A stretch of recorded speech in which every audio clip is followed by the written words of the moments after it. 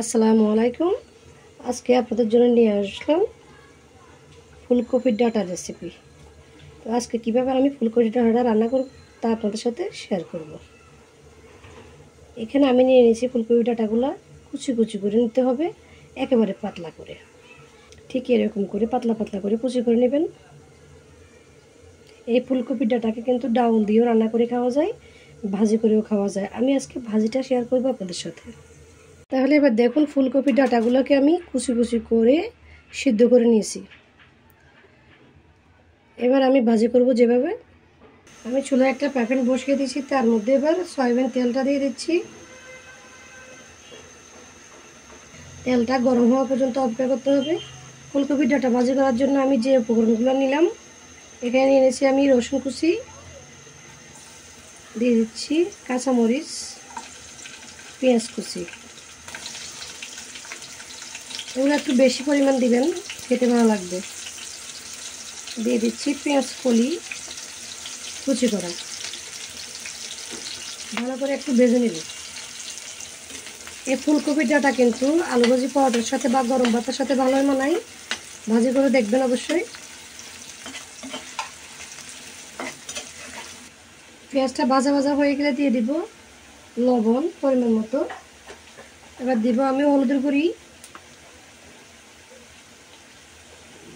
দিয়ে দিচ্ছি সামান্য মরিচের গুঁড়ি।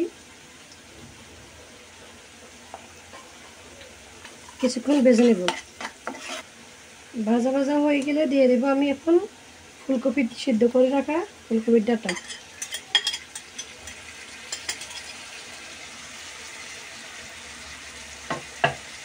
মিক্স করে দিচ্ছি।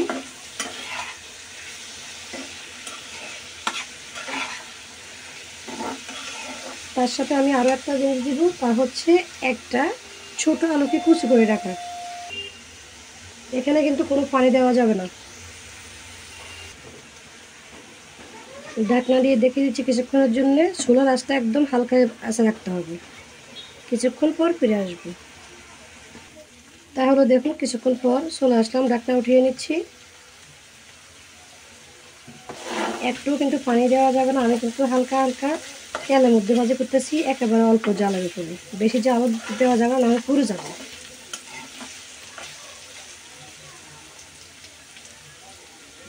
আলু আর একটু সিদ্ধ হবে।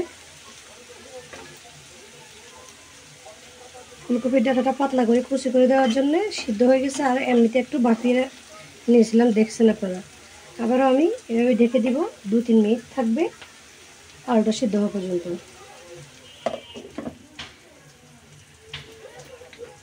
ঢাকনাটা উঠিয়ে নিচ্ছি 2 মিনিট পর। দেখুন, এরকম ফোড়া ফোড়া করে কিন্তু ভাজি করবেন। এবার আমি দিয়ে দিব সামান্য পরিমাণ জিরার গুঁড়ি। জিরার গুঁড়িটা ভেজে রাখা জিরা, গোটা জিরাকে ভেজে তারপরে গুঁড়ি করে নিয়েছি। এবার চুলা থেকে নামিয়ে নিব আমার ফুলকপির ডাঁটা ভাজি। দেখুন, চুলা থেকে নামিয়ে নিয়ে আসলাম ফুলকপির ডাঁটা ভাজি। দেখতে কিন্তু খুব সুন্দর হয়েছে, খেতে খুব টেস্ট হয়। একবার ভাজি করে দেখবেন যারা এখনও ভাজি করে দেখেন নাই। আমরা কিন্তু আগে ফুলকপির ডাঁটাগুলো ফেলে দিতাম, এখন কিন্তু রান্না করে খাওয়ার জন্য উপযোগী সবাই মনে করে। এই কারণে এভাবে একটু ভেজে দেখবেন বা রান্না করে দেখবেন ডাউল দিয়ে। আর একদিন রেসিপিটা শেয়ার করবো ডাউল দিয়ে কীভাবে রান্না করতে হয়। তো আজকের রেসিপিটা এখানে শেষ করে বিদায় নিচ্ছি। সবাই ভালো থাকবেন। আল্লাহ হাফেজ।